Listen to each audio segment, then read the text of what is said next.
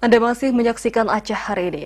Informasi selanjutnya, saudara, menjelang HUT ke-76 RI, sejumlah pedagang musiman mulai bermunculan di pusat ibu kota Aceh Jaya menjajal bendera, umbul-umbul, dan pernak-pernik serba merah putih.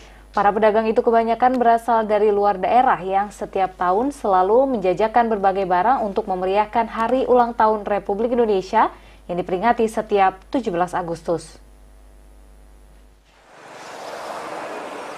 Setiap tahun para penjual bendera merah putih dan umbul-umbul Hari Kemerdekaan Republik Indonesia bermunculan di Kabupaten Aceh Jaya.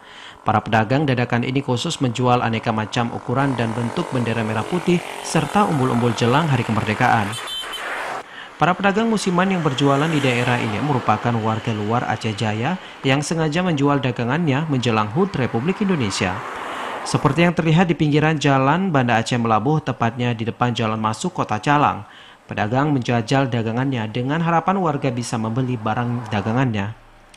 Untuk harga bendera, penjual menjual dari harga Rp10.000 hingga Rp120.000 dan itu tergantung ukuran dan juga jenis bendera yang dibeli. Para warga kebanyakan membeli bendera untuk dipasang di depan rumah, namun untuk umbul-umbul banyak yang membelinya dari perkantoran. Salah seorang penjual bendera, Enjang dari Bandung, mengungkapkan ia baru pertama kali datang ke Aceh Jaya menjual bendera dan berbagai pernak-pernik HUT Republik Indonesia.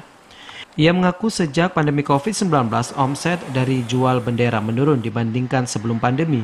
Namun antusias warga Aceh Jaya memeriahkan HUT RI lumayan bagus walaupun pembeli menurun. Menurutnya dalam sehari dirinya bisa mendapatkan uang dari Rp500 hingga Rp1 juta lebih dan itu tergantung dari orang yang membeli. Karena musim pandemi gini kan agak kurang lah masalah pembelinya. Meskipun di tengah pandemi COVID-19, para pedagang bendera berharap semua barang dagangan bisa laku, karena dengan laku semuanya setidaknya bisa menafkahi keluarganya, terlebih di tengah pandemi COVID-19 saat ini. Dari Aceh Jaya, Musliadi TVRI melaporkan.